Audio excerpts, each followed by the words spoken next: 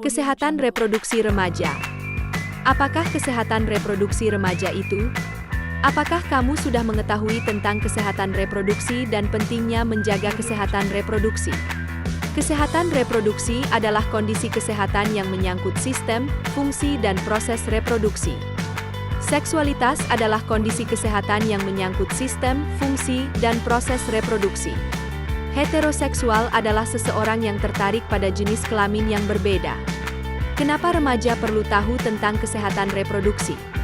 Karena masa remaja adalah masa peralihan perpindahan dari kanak-kanak menuju dewasa. Pada masa remaja terjadi perubahan fisik maupun biologis, sehingga penting untuk tahu dan mengenal sistem reproduksi beserta perubahannya.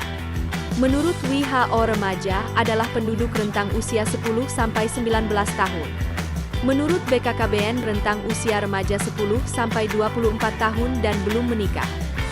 Ketika remaja mengetahui bagaimana cara untuk bersikap dan berperilaku sehat selama proses pematangan fisik pada dirinya, remaja tumbuh menjadi seorang dewasa yang akan memiliki keturunan yang sehat dan kehidupan yang berkualitas. Ciri tingkah laku remaja yang mengalami pubertas antara lain emosi tidak stabil, rasa ingin tahu yang besar, mulai mencari jati diri, tertarik dengan lawan jenis, tidak ingin tergantung orang tua. Ciri fisik masa puber laki-laki antara lain tumbuh jakun, suara membesar, tumbuh kumis, dada membidang. Sedangkan ciri fisik masa puber perempuan antara lain pinggul melebar, suara melengking, payudara membesar, mengalami menstruasi. Menarche adalah menstruasi pertama kali pada perempuan. Berikut merupakan gambar anatomi organ reproduksi laki-laki dan organ reproduksi perempuan. Bagaimana cara menjaga kesehatan reproduksi?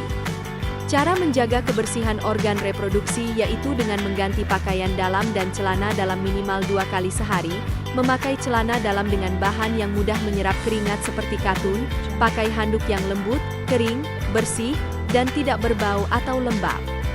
Untuk perempuan sebaiknya setelah buang air kecil cara ceboknya dari arah depan ke belakang agar kuman dari anus tidak ikut ke organ reproduksi.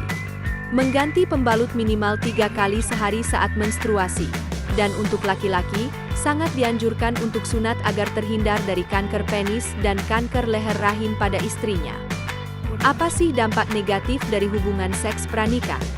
1. Dampak psikologis seperti muncul perasaan bersalah, rendah diri, depresi, marah, takut, cemas, malu, dan merasa berdosa. 2. Dampak fisiologis seperti kehamilan yang tidak diinginkan serta praktik aborsi yang tidak aman yang dapat meningkatkan risiko kematian ibu dan anak.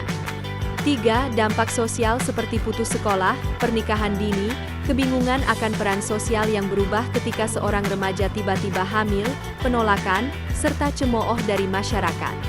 4. Infeksi menular seksual. Infeksi tersebut dapat disebabkan oleh bakteri contohnya penyakit sifilis, jamur contohnya kandidiasis, virus contohnya herpes, HIV, dan HPV atau parasit contohnya kutu. Lalu apa saja sih tanda kehamilan itu? Tandanya yaitu tes kehamilan positif, amenorrhea, tidak haid, payudara terasa kencang, terdapat gerakan janin, terdapat kantong gestasi dan terdengar detak jantung janin melalui pemeriksaan USG, morning sickness, mual muntah, dan spotting flag. Dampak remaja hamil dengan kekurangan gizi. Bagi ibu dapat menyebabkan anemia, penurunan laju metabolisme, produksi ASI terhambat.